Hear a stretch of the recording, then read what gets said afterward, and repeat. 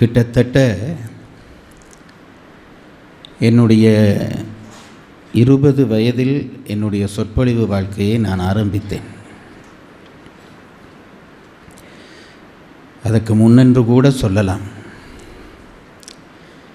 இன்று வரை நான் எத்தனையோ நாடுகளுக்கு, எத்தனையோ விழாக்களுக்கு போய் வந்திருக்கிறேன், கலந்து கொண்டிருக்கிறேன்.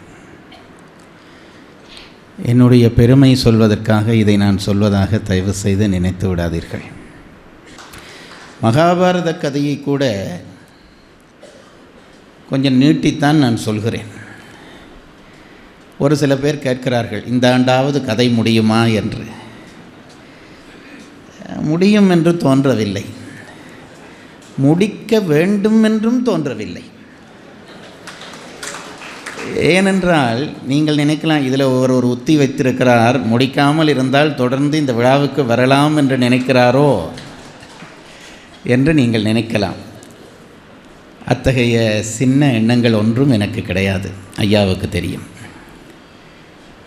பேச ஆசைப்பட்ட காலம் என்று ஒன்று இருந்தது. எங்காவது ஒரு மேடை கிடைக்காதா, அதுவும் இப்படி ஒரு நல்ல சபை கிடைக்காதா என்று தவமிருந்து பேசிய ஒரு காலம் இருந்தது. அதெல்லாம் முடிந்து விட்டது. இப்பொழுது என்னுடைய உள்ளம் பேசாதிருக்கத்தான் விரும்புகிறது.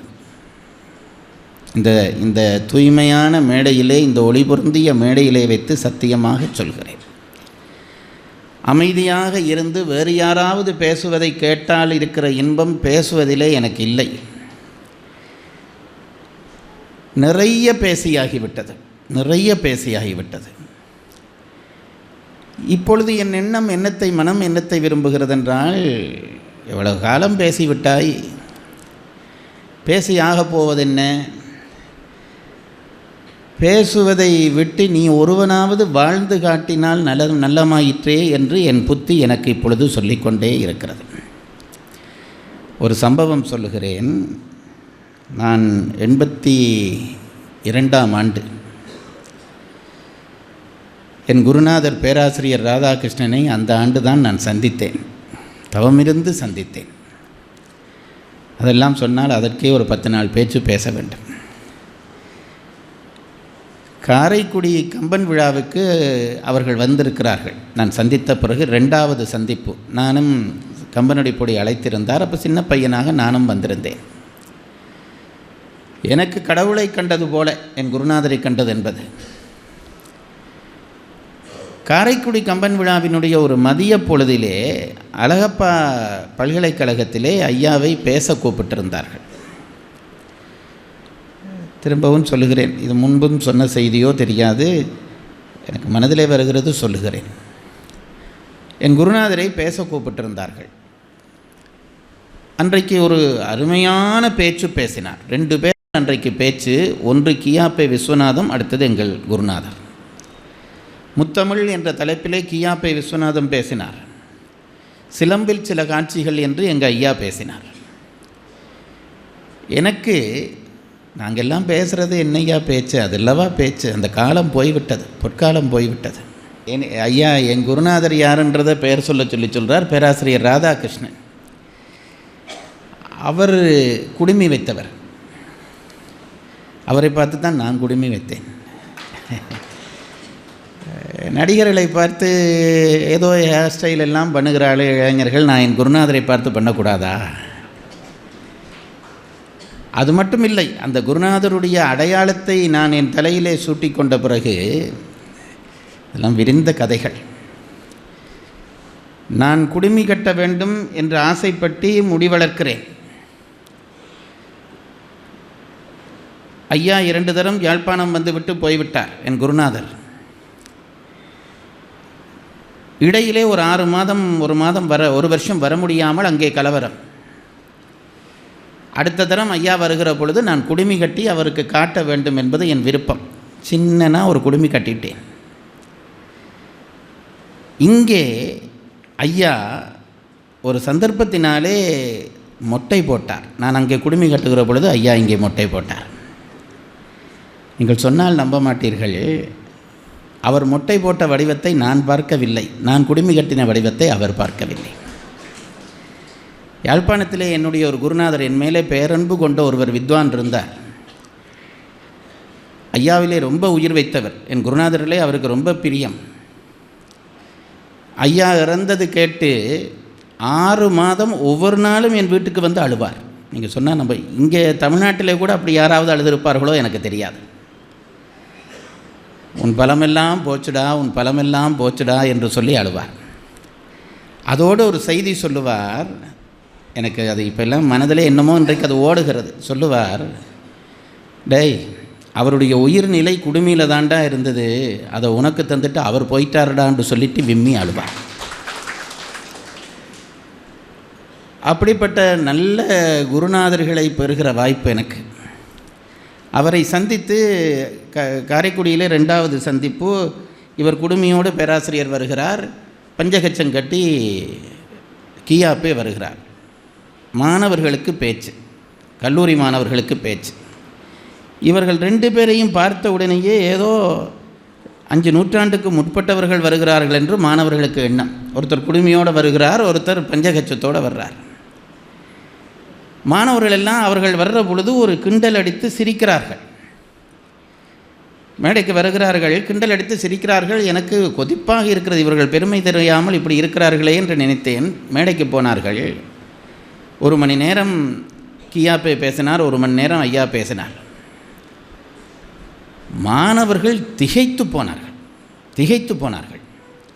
அந்த 2 பேருடைய பேச்சு முடிந்ததும் என் குருநாதர் சிலப்பதிகாரம் பேசி முடிக்கிறார். அத்தனை மாணவர்களும் எழும்பி நின்று ஒரு 10 நிமிஷம் ஓயாமல் கைதட்டினார்கள். இறங்கி அவர்கள் வருகிற பொழுது கிண்டல் அடித்தவர்களெல்லாம் பக்தியோடு கைகூப்பி அவர்களை பார்த்ததை கண்டேன். இது ஏன் சொல்லுகிறேன் என்றால், இதல்ல விஷயம். பேச்சு முடிந்து விட்டது. அந்த கல்லூரியினுடைய முதல்வர் எங்கள் குருநாதரை, நான் குருநாதரோட போயிருந்த என்னை இன்னும் 2 பேர் காரில் ஏற்றி கூட்டிக் கொண்டு வருகிறார். பஸ்ஸில் ஏற்றுறதுக்கு கூட்டிக் கொண்டு வருகிறார். வருகிற வழியிலே அவருக்கு, அந்த முதல்வருக்கு ஐயாவின் பேச்சு கேட்டு ரொம்ப மகிழ்ச்சி. என் குருநாதர் பேச்சு கேட்டு அவர் மெய்மறந்த நிலைக்கு போய்விட்டார். காரில் அவர் முன் சீட், எங்கள் குருநாதர் பின் சீட்டில் இருக்கிறார். திரும்பி பார்த்து அந்த அதிபர் சொன்னார், முதல்வர் சொன்னார் எங்கள் ஐயாவை பார்த்து, ஐயா, இன்றைக்கு நீங்கள் பேசின பேச்சு இருக்குதே, கேட்ட மாணவர்களில் ஒரு 90% மாணவர்களாவது அந்த பேச்சை கேட்டு திருந்தி இருப்பார்கள் என்றார். 90% திருந்தி இருப்பார்கள். நானும் அப்படித்தான் நினைத்தேன். அப்படிப்பட்ட பேச்சு. இதை சொன்ன உடனே ஐயா ஏதாவது சொல்வார் என்று பேசாமல் இருக்கிறார். அவர் ஒன்றும் பேச இல்லை. அதிபர் அதை வலியுறுத்துகிறார். 2ஆம் தினமும் சொன்னார், ஐயா, இன்றைக்கு மாணவர்கள், பெரும்பான்மையான மாணவர்கள் இந்த பேச்சை கேட்டு திருந்தி இருப்பார்கள். 2ஆம் தினம் சொல்லுகிறார். இப்போ எங்கள் குருநாதர் சொன்னார், அப்படியெல்லாம் ஒன்றும் இல்லை சார் என்றார். அந்த அதிபருடைய பேச்சுக்கு இவருடைய பதில், அப்படியெல்லாம் ஒன்றும் இல்லை சார் என்றார். அதிபருக்கு சங்கடமாக போச்சு. கேட்குற எனக்கே சங்கடமாக இருக்குது. அவர் பாராட்டுகிறார், அதை இவர் ஏற்க மறுக்கிறார். அதிபர் விடுறதா இல்லை, அந்த முதல்வர் அவர் விடுறதா இல்லை. அவர் என்ன சொன்னார், சரி சார், 90% மாணவர்கள் திருத்த வேண்டாம், ஒரு 10 மாணவர்களாவது உங்கள் பேச்சு கேட்டு இன்றைக்கு திருந்தி இருக்க மாட்டார்களா என்றார். அதுக்கு எங்கள் குருநாதர் சொன்ன பதில், கட்டாயமாக திருந்தி இருப்பார்கள், 10 மாணவர்களாவது கட்டாயம் திருந்தி இருப்பார்கள். ஆனால் ஒன்று, அவருக்கு சொல்கிறார் எங்கள் குருநாதர், ஆனால் ஒன்று, அந்த 10 பேரும் நான் பேசாட்டியும் திருந்தி இருப்பார்கள் என்றார். அந்த 10 பேர் திருந்துகிற 10 பேர் இருக்கிறானே, நான் பேசாட்டியும் அவன் திருந்தி இருப்பான் என்றார். இப்போது நான் அப்படி தான் எனக்கு படுகுது. அந்த நேரம் எனக்கு அதெல்லாம் புரிய இல்லை. ஏதோ நம்ம வித்தையாலே, கட்டித்தனித்தாலே, புத்திசனித்தாலே இவ்வளவு பேர் இருக்கிறீர்களே, உங்களை எல்லாம் நான் ஏதோ பழுக்க காய்ச்சி தங்கமாக மாற்றிவிட்டு போகிறேன் என்ற எண்ணம் எனக்கு துளியளவும் இல்லை. என்னுடைய வேலை எது செய்கிறேன், அதனுடைய பயனை ஈஸ்வரன் விளைவித்தால் மகிழ்வேன், அவ்வளவுதான்.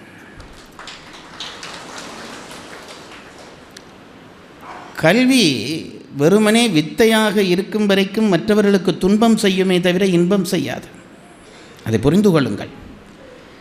பல பேர் நான் பேசி முடிந்த பிறகு சபைகளிலே, இந்த சபை என்று சொல்லி எந்த சபைகளிலேயும் ஏதாவது கேள்வி கேட்பார்கள்.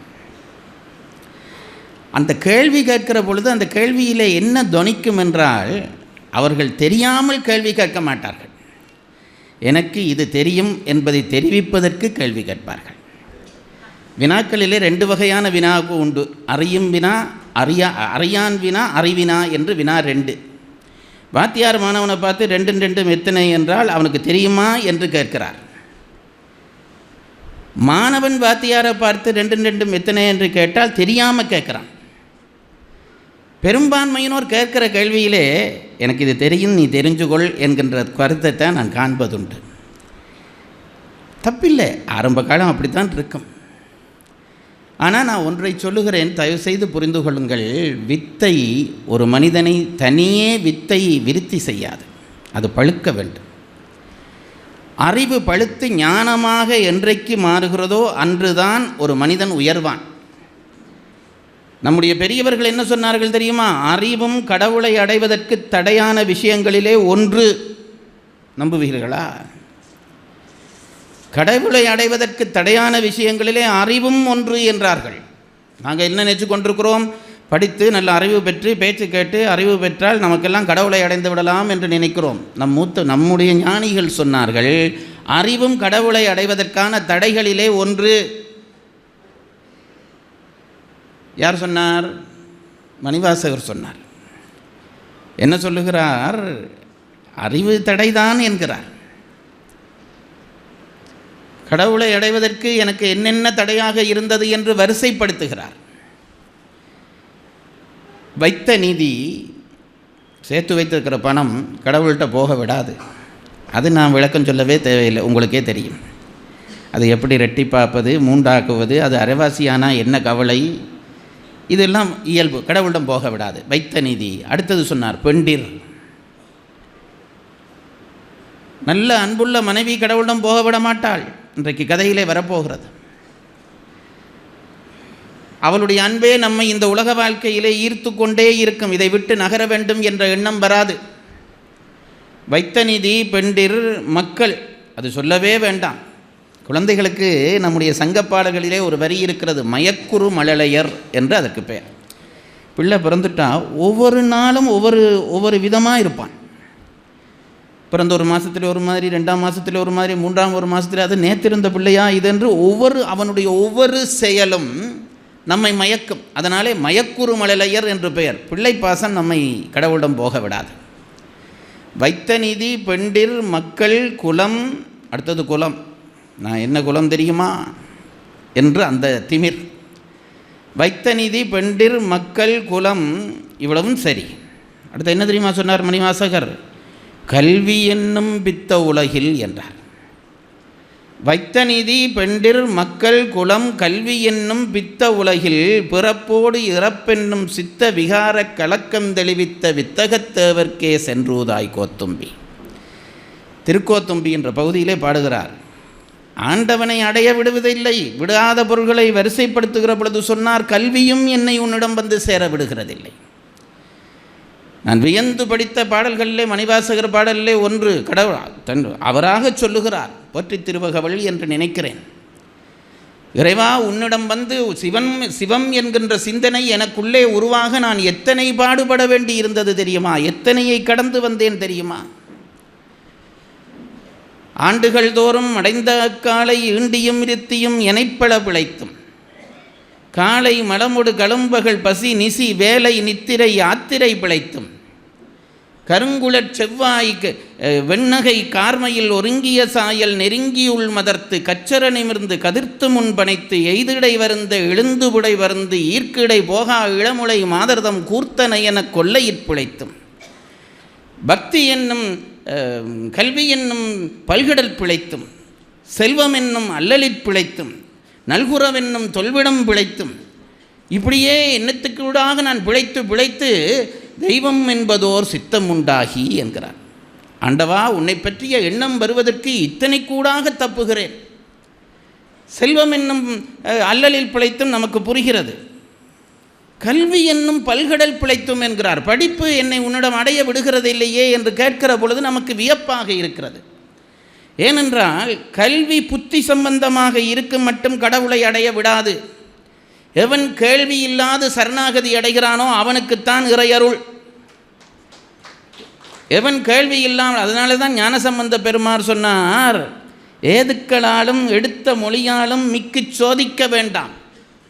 டே, கடவுளை ஆராய்ச்சி பண்ணுறியாடா? நீ பண்ணும் வரைக்கும் கடவுள் உன் கண்ணுக்கு அகப்பட மாட்டார், கண்ணும் வரைக்கும் உனக்கு அகப்பட மாட்டார். பின்னாலேயே ஆண்டவன் நிற்பான். ஆனால் நீயா முயற்சி பண்ணுறியா? பண்ணு. இந்த தந்தைமார் வீட்டிலே இந்த பிள்ளைகள் குழந்தைகளாக இருக்கிற பொழுது இப்படியே தூக்கி இந்த ஏதாவது ஒரு அலுமாரி பீரோ இருக்கும், இதை பிடிடாண்டு விடுவார்கள். பிள்ளை பிடிப்பான். பிடிச்சோன்னே அப்பா கையை விட்டுருவார்.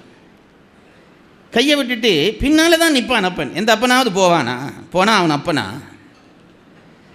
பின்னாலேயே நிற்பான். இந்த பிள்ளை கத்துவான், அப்பா என்னை பிடிப்பா, நான் விழப்போறேனப்பா விழப்போறேனப்பான்னுவான். அவன் விடாமத்தான் விழப்போறேன்னு கத்துவான். அவன் விடாத வரைக்கும் தந்தை பக்கத்திலே நிற்பான், பிடிக்க மாட்டான்.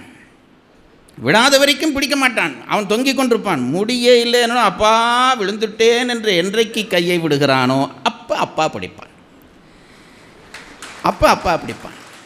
அதுபோலத்தான் நாம் பிடிக்கிற பிடிப்பு என்பதிலே அறிவும் ஒன்று.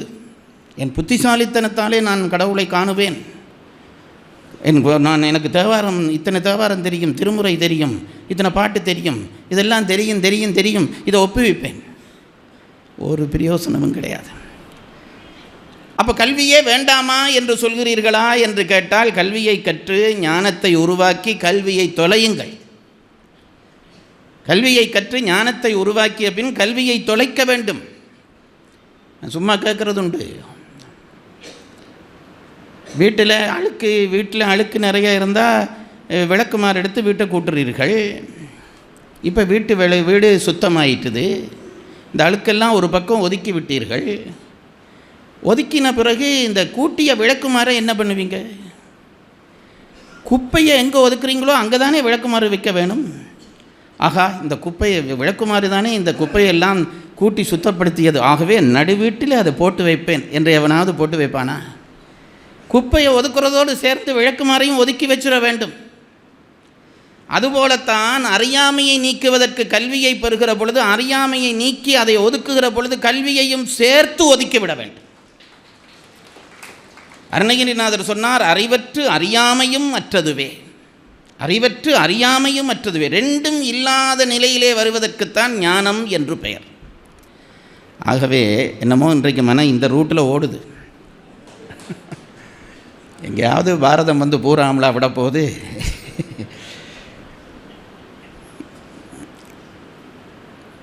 அதாவது நான் நினச்சி சொல்கிறத விட தானாக சொல்கிறத கேட்குறது நல்லது. அப்போது நான் சொல்ல வந்தது என்னவென்று கேட்டால், இதில் வித்தையில் ஒன்றும் கட்டித்தனம் இல்லை பாருங்கள். வித்தையில் ஒரு கட்டித்தனமும் இல்லை. நான் மேடையில் உட்கார்ந்துருக்கிறேன், நீங்கள் கீழே உட்கார்ந்துருப்பீர்கள். என்னை விட ஆத்ம தகுதியிலே 1000 மடங்கு பெரியவர்கள் உங்களுக்குள்ளே இருக்கலாம். எனக்கு அது நல்லா தெரியும். என்னை விட ஆத்ம தகுதியிலே எவ்வளவோ உயரத்திலே இருக்கக்கூடியவர்கள் பல பேர் உங்களுக்குள்ளே இருக்கலாம். நான் பேசுகிறேன் என்பதற்காக நான் பெரியவன் என்று நினைத்தால் என்னைப் போல ஒரு முட்டாள் உலகத்திலே இருக்க முடியாது. ஆகவே யார் பெரியவன் யார் ஞானஸ்தன் என்று எவனுக்கு தெரியும்? நான் மேடையில் பேசுகிறபடியால் நான் படித்தவன் என்று நீங்கள் நம்புகிறீர்கள். என் படிப்பு எந்த அளவுக்கு எனக்கு தான் தெரியும். கண்ணப்ப சுவாமிகளுக்கு, கண்ணப்பமூர்த்தி நாயனாருக்கு சுந்தரர் வணக்கம் சொல்லுகிற பொழுது எப்படி சொன்னார் தெரியுமா? திருத்தொண்டர் தொகை. கலைமலிந்த சீர்நம்பி கண்ணப்பற்கு அடியேன், தில்லைவாழ் அந்தனர்தம் அடியார்க்கும் அடியேன், அந்த லிஸ்ட்டை சொல்லிவிட்டு கலைமலிந்த சீர்நம்பி கண்ணப்பற்கு அடியேன். அதுக்கு என்ன அர்த்தம் தெரியுமா? கலை என்றால் வித்தை என்று நினைச்சிடப்படாது. கலை என்றால் கல்வி. தமிழிலே கலை என்றால் கல்வி. கல்வி நிறைந்தவராகிய சீர்மை பொருந்திய கண்ணப்பருக்கு நான் அடியேன் என்கிறார் சுந்தரர். இதை விட ஒரு பொய்யுண்டா? கண்ணப்பர் நர்சரிக்கு கூட போயிருக்க மாட்டார் சார். அது காடு வேட்டை மிருகம் குத்துறது கொல்றது, இதுதான் அவருடைய படிப்பே. அவரை போய் இந்த சுந்தரமூர்த்தி நாயனார் சொல்லுகிறார், கலைமலிந்த சீர்நம்பி கண்ணப்பற்கு அடியேன் என்கிறார். படிப்பே தெரியாதவர், படிப்பை பள்ளிக்கூடத்துக்கு ஒதுங்கி இருக்கவும் மாட்டார். அவரை போய் கல்விமான் என்று சொல்லலாமா என்று கேட்டால் அதுக்கு விளக்கம் சொல்லுகிறார்கள். அந்த விளக்கம் கேட்டு நான் வியந்திருக்கேன். என்ன சொன்னார்கள் தெரியுமா? வேறொன்றும் இல்லை. ஒரு மனிதனுடைய கல்வி வளர்ச்சிக்கு ஒரு தொடர்ச்சி உண்டு. பல தரம் சொல்லியிருக்கிறேன், திருப்பியும் சொல்லுகிறேன். கல்வி எதற்கு என்று கேள்வி கேட்டால் அதற்கு பதில் தெரிய வேண்டும். கல்வி எதற்கு என்று கேட்டால் கல்வி அறிவுக்கு. அடுத்த கேள்வி பிறக்கும், அறிவு எதற்கு என்று கேட்டால் அறிவு ஒழுக்கத்துக்கு. ஒழுக்கம் எதற்கு என்று கேட்டால் ஒழுக்கம் அன்புக்கு. அன்பு எதற்கு என்று கேள்வி கேட்டால் அன்பு அருளுக்கு. அருள் எதற்கு என்று கேட்டால் அருள் துறவுக்கு. துறவு எதற்கு என்று கேட்டால் துறவு வீட்டுக்கு. அதனால்தான் கல்வியிலே தொடங்கினால் கடவுளிலே போய் முடிய வேண்டும். அதுதான் நம்ம மரபு. நான் பிஹெச்டி எடுத்தேன், எம்எஸ்சி எடுத்தேன், லண்டனில் இருக்கேன், அமெரிக்காவில் இருக்கேன், ஒன்றும் பிரயோசனம் இல்லை. கொஞ்சம் சம்பளம் வரும், நீ மற்றவங்களை விட அப்படித்தான் இருந்தாலும் சம்பளம் தான். நீ என்ன எனக்கு ஒரு சான் வயது, உனக்கு என்ன 3 சான் வயிறு வருமா? நான் 6 அடி கட்டிலில் படிப்பேன், நீ 16 அடி கட்டிலில் படிப்பியா? இவ்வளோ தான் சார். கண்ணப்பரை ஏன் அப்படி சொன்னார் என்றால், கல்வி அறிவாகி, அறிவு ஒழுக்கமாகி, ஒழுக்கம் அன்பாகி, அன்பு அருளாகி, அருள் வீடாகினால் கடவுளை போய் சேரலாம். அதனால்தான் திருவள்ளுவர் கற்றதனாலாய பயன் நற்றாள் தொடர் என்று முடித்தார். இங்கே தொடங்கடா, அங்கே போய் முடிப்பாடா. வீடு என்றால் என்ன? எல்லாவற்றையும் விடுவது. விடுவது என்றால் என்ன? இறைவனை பற்றுவது. இப்போ நான் உங்களுக்கு சொல்கிறேன் பாருங்க, கல்வி அறிவாகி, அறிவு விடு. இப்போ இது ஒவ்வொரு படியாக வளர வேணும். கல்வி இருந்து அறிவில்லாவிட்டால் அந்த கல்வியாலே பயனில்லை. சில பேர் நல்லா படிச்சிருப்பான், ஒன்றும் தெரியாது. எங்கள் ஊரில் ஒரு பணக்காரர் அவர் மகளுக்கு ஒரு பெரிய சம்பந்தம் பண்ண வேணும்னு பார்த்து ஒரு mechanic engineer first class first ரேங்கில் பாஸ் பண்ணவனை மாப்பிள்ளையாக பிடிச்சார். Mechanic engineer first class first ரேங்கில் பாஸ் பண்ணவனுக்கு எவ்வளவோ சீதனமெல்லாம் கொடுத்து கல்யாணம் பண்ணி வச்சார். புது கார் வாங்கி, பென்ஸ் கார் வாங்கி கொடுத்தார். கல்யாணம் முடிஞ்சு முதல் நாள் இந்த மாப்பிள்ளை பொம்பளையும் ஏற்றி கொண்டு காரில் போகிறான். சும்மா சுற்றிட்டு வரலாம்ட்டு போனான். வழியில் கார் நின்றுட்டுது. இந்த பெண்ணுக்கு பயம் இல்லை. எப்படியோ அவர் மெக்கானிக்கல் இன்ஜினியர் அல்லவா, காரை அவர் ஓட வைப்பார். இவரோ இறங்கி காரை சுற்றி பார்க்குறார், இதை திறக்கிறார், பூட்டுறார். கார் ஒன்றும் ஓடுதில்லை, ஒன்றும் தெரியல. திகைச்சு போய் நிற்கிறான். இந்த பெண்ணடை இவனை போய் முடிச்சனே. அப்போ அந்த வழியாக ஊற்ற அழுக்கு சட்டையோடு ஒருத்தன் வந்தான். என்ன சார் ஏன் நிற்கிறீங்கன்னு கேட்டான். இல்லை, இந்த கார் திடீரென்று நின்றுதப்பா என்றான். அவன் ஒரு மெக்கானிக். அவன் மெக்கானிக்கல் இன்ஜினியர் இல்லை, ஒரு மெக்கானிக். அவன் இந்த சாவி கையில் வச்சுருந்தான். சும்மா அப்படி 2 தட்டு தட்டினான். சும்மா இப்படி திறந்தான், மூடினான். சார் பெட்ரோல் அடிங்க சார், கார் ஓடுமன்னான். மெக்கானிக்கல் இன்ஜினியருக்கு பெட்ரோல் இல்லாமல் போனதே தெரிய இல்லை. இதுதான் கல்விக்கும் அறிவுக்கும் உள்ள வித்தியாசம். சில பேர் பெரிய கல்விமான்களாக இருப்பார்கள், அறிவாளிகளாக இருக்க மாட்டார்கள். நம் இனம் தேய்ந்ததற்கு காரணங்களில் ஒன்று, படித்தவர்களை எல்லாம் அறிவாளிகள் என்று நினைத்து நாம் மயங்கியது தான். படித்தவர்கள் எல்லாம் அறிவாளிகளாக இருக்க வேண்டும் என்று கட்டாயம் இல்லை. படித்தவர்களிலே சிலர் அறிவாளிகளாக இருப்பார்கள், அறிவாளிகளிலே சிலர் ஒழுக்கமுடையவர்களாக இருப்பார்கள். நீங்கள் ஒன்று, நான் சொல்கிறத நம்புங்க, ஒன்று என்ன தெரியுமா, நீங்கள் நினச்சி பார்த்தால் உங்களுக்கு தெரியும். எப்பவும் கல்விமானை விட அறிவாளிக்கு மதிப்பதிகம் சமுதாயத்தில். உண்மையா இல்லையா? என்னதான் நீ படிச்சிருந்தாலும் அறிவாளிக்கு சமுதாயத்தில் ஒரு மதிப்புண்டு. பாரதியார் எங்கே படித்தார்? கம்பன் எங்கே படித்தார்? திருவள்ளுவர் எங்கே படித்தார்? அதெல்லாம் அறிவாக வந்து பிறந்த விஷயங்கள். அவர்களுக்கு இருக்கிற மதிப்பு எத்தனை பிஹெச்டி முடித்தாலும் பாரதிக்கு இருக்கிற மதிப்பு ஒரு பிஹெச்டிக்கு வருமா? அப்போ கல்விக்கு இருக்கிற மதிப்பை விட அறிவுக்கு மதிப்பதிகம். இன்னொன்று சொல்லுகிறேன், அறிவுக்கு இருக்கிற மதிப்பை விட ஒழுக்கத்துக்கு மதிப்பதிகம். விவேகானந்தர் இருக்கிறாரே, பெரிய படிப்பாளி. அவருடைய புத்தியை பற்றி சொல்லுகிற பொழுது சொல்வார்கள், எக்ஸ்ட்ரே புத்தி என்பார்கள். ஒரு புத்தகத்தை இப்படி தட்டினா மூடிட்டு அந்த புத்தகத்தில் என்ன இருக்குன்னு சொல்லுவாராம். எனக்கு கேட்டாலே வியப்பாக இருக்கும். அவருக்கு யார் குருநாதர் தெரியுமோ? ராமகிருஷ்ண பரமஹம்சர். அவருடைய சிறப்பு என்ன தெரியுமோ? அவருக்கு அவருடைய தாய்மொழியே எழுத தெரியாது. வங்காள பாஷை அவருடைய தாய்மொழி, அதுவே அவருக்கு எழுத தெரியாது. இவ்வளவு பெரிய படிப்பாளிக்கு அவர் குருநாதர். இவ்வளவு பெரிய அப்போ என்ன தெரியுமோ? இது கல்வி, அது அறிவு. அறிவை விட ஒழுக்கத்துக்கு மதிப்பு அதிகம் எப்பொழுதும். சமுதாயத்திலே அறிவை விட ஒருத்தன் ஒழுக்க சீலனா. இப்போ காமராஜருக்கு என்னையா மதிப்பு? அவரை விட பின்னுக்கு வந்து எத்தனை முதலமைச்சர்கள், எவ்வளவு படித்தவர்கள் வந்துட்டார்கள். காமராஜருக்கு இருக்கிற மதிப்பு இன்றைக்கு உண்டா? காந்திக்கு இருக்கிற மதிப்பு இன்றைக்கு உண்டா? ஒழுக்கம். காந்தி நாம எல்லாம் மற்றவர்களை சோதிப்போம், அவரை சோதித்து இவரை சோதித்து அவரை சோதித்து இவரை. காந்தி தன்னுடைய சத்தியத்தை தானே சோதித்தார். அதனால்தான் அவர் நூலுக்கு சத்திய சோதனை என்று பெயர் வந்தது. அந்த ஒழுக்கம் இருக்கிறதே, அதுதான் இன்றைக்கு வரை எவன் என்னத்தை சொன்னாலும் காந்திக்கு இருக்கிற மதிப்பு தான். அது கல்வியால் வந்தது இல்லை, அறிவால் வந்தது இல்லை, ஒழுக்கத்தால் வந்த மதிப்பு. அதைவிட ஒருபடி மேலே சொன்னால் ஒழுக்கத்தை விட யாருக்கு அன்புள்ளவனுக்கு ஒழுக்கம் உள்ளவனை விட மதிப்பு இருக்கும். நீ ஒன்றும் படிக்க வேண்டாம், அறிவு வேண்டாம், ஒழுக்கம் கூட வேண்டாம், மற்ற ஜீவராசிகளிலே உனக்கு அன்பு இருக்கிறதா, உலகம் உன்னை போற்றும். ஏன் வள்ளலாரை போற்றுகிறோம்? வாடும் பயிரை காணும் போதெல்லாம் வாடினேன் என்றாரே. எவனுக்கு வரும்? நம்ம பிள்ளை இருந்தாலே அதில் ஏதாவது லாபம் இருந்தால் தான் நமக்கு அழுக வருது. புல்லு வாடுறதை பார்த்து கவலைப்பட்டார். வாடும் பயிரை காணும் போதெல்லாம் வாடினேன் என்றார். அப்போ அதுக்கு அடுத்த நிலை அன்பு இருந்தால் இதை எல்லாவற்றையும் விட அன்புள்ளவனுக்கு மதிப்பதிகம். அதை விட அன்பினாலே அருள் விளைந்தால் அதை விட மதிப்பதிகம். அருளுக்கும் அன்புக்கும் என்ன வித்தியாசம் என்றால் ரொம்ப சுலபமாக தமிழிலே சொன்னார்கள். தொடர்புடையார் மாட்டு செய்வது அன்பு, தொடர்பிலார் மாட்டும் செய்வது அருள். இப்போ ஓடி ஒரு பிள்ளை விழுகுது, அது உங்கள் பிள்ளை என்றோன்னே துடிச்சு எழும்புறீங்களே, அது அன்பு. இப்போ ஓடி ஒரு பிள்ளை விழுகுது, உங்கள் பிள்ளை இல்லை, யாரோ பிள்ளை, அந்த உங்கள் பிள்ளைக்கு துடித்த மாதிரி மனம் துடிக்குதா? துடிச்சா உங்களுக்கு அருள் வந்து விட்டது என்று அர்த்தம். அருள் வந்து விட்டால் துறவு வந்துவிடும். அருள் வந்து விட்டால் அதுக்கு பிறகு தனக்கென்று ஒன்று வைத்திருக்க மாட்டோம், துறவு வந்துவிடும். துறவு வந்தால் ஆண்டவன் தானாக உங்கள் முன் நிற்பான். இப்போ நான் இதை எதுக்கு சொன்னேன் என்றால், கண்ணப்பனை படித்தவன் என்று யார் சொன்னார் தெரியுமா? இங்கே பாருங்கள், அன்பு செய்கிற அருள் செய்கிறதுக்கு கூட யாராவது ஒருத்தர் வேணும்.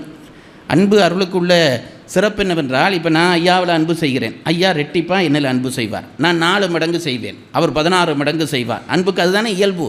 ஒருத்தர் செய்தால் அது ரெட்டிப்பாக மற்றவர்களுக்கு வரும். அப்போது அன்புக்கு முக்கியம் என்னவென்றால் பிரதிபலிக்க வேண்டும். சில பேர் இருக்கிறான், கல்லு மாதிரி இருப்பான், நீங்கள் என்னதான் அன்பு செய்யுங்க, அவனை பார்த்தாலே ஊறுகிற அன்பு வத்திப்போம். அப்படி இருக்கிறார்கள் அல்லவா சில பேர். என்ன பண்ணினாலும் அசைஞ்சு கொடுக்க மாட்டான். நீங்கள் தேனா சொறிங்க தொடானுவான். அப்போ அன்புக்கு முக்கியம் எதிராளியிடம் அந்த அன்பு பிரதிபலிக்க வேண்டும். இந்த உலகத்திலே எதுவும் பிரதிபலிக்காத ஒரு பொருள் இருக்கிறது என்றால் கல். அதான் சில பேரை பார்த்து அவன் கல் போல இருக்கிறான் என்கிறோம். ஏனென்றால் பிரதிபலிக்கவே மாட்டான். சில சபைகளில் நமக்கு வரும் பாருங்க சங்கடம், முன் வரிசையில் உட்கார்ந்துருவார்கள். நானுமோ என்னென்னமோ நகைச்சுவை சொல்லி பார்ப்பேன், பெரிய உயர்ந்த விஷயமெல்லாம் சொல்லி பார்ப்பேன். என்ன பரிசோதிக்கிறதுக்கு இன்ஸ்பெக்டர் மாதிரி உட்கார்ந்துருப்பான். எந்த பிரதிபலிப்பும் பெறாது. நான் நினைக்கிறது, ஆண்டவா இந்த கல்லைத்தானா கொண்டு எனக்கு முன்னாட உட்கார வைக்க வேண்டும். அப்போ சில பேர் அப்படி கல்லுக்கு பிரதிபலிக்கிற தன்மை இல்லை. விருட்சத்துக்கு கூட உண்டு, ஓரறிவுள்ள மரத்துக்கு கூட பிரதிபலிக்கிற தன்மை உண்டு. கல் பிரதிபலிக்காது. எந்த பிரதிபலிப்பும் இல்லாத ஒரு கல்லுக்காக கண்ணை பிடுங்கி அப்பினானே, இவனுடைய அருள் எந்த அளவிலே இருக்க வேண்டும் என்று சுந்தரர் நினைத்தார். ஒரு பிரதிபலிப்பும் இல்லாத கல்லுக்கு கண்ணை பிடுங்கி அப்பினானே ஒருத்தன் என்று நினைச்சார். இவன் எவ்வளவு அருள் உள்ளவனாக இருக்க வேண்டும், அவ்வளவு அருள் இருக்க வேண்டுமா இருந்தால் இவனுக்கு ஏதோ ஒரு பிறவியிலே அவ்வளவு அன்பிருந்திருக்க வேண்டும். அவ்வளவு அன்பிருக்க வேண்டுமானால் அந்த அளவுக்கு ஒழுக்கம் இருந்திருக்க வேண்டும். ஏதோ ஒரு பிறவியிலே ஒழுக்கம் வேண்டுமானால் அந்த அளவுக்கு அவனுக்கு அறிவு இருந்திருக்க வேண்டும். அந்த அளவுக்கு அறிவு வந்ததானால் அவனுக்கு அந்த அளவுக்கு கல்வி இருந்திருக்க வேண்டும் என்று நினைச்சார். ஆகவே இவனை விட படித்தவன் ஒருத்தரும் இல்லடா, கலைமலிந்த சீர்நம்பி கண்ணப்பர்க்கு அடியேன் என்றான்.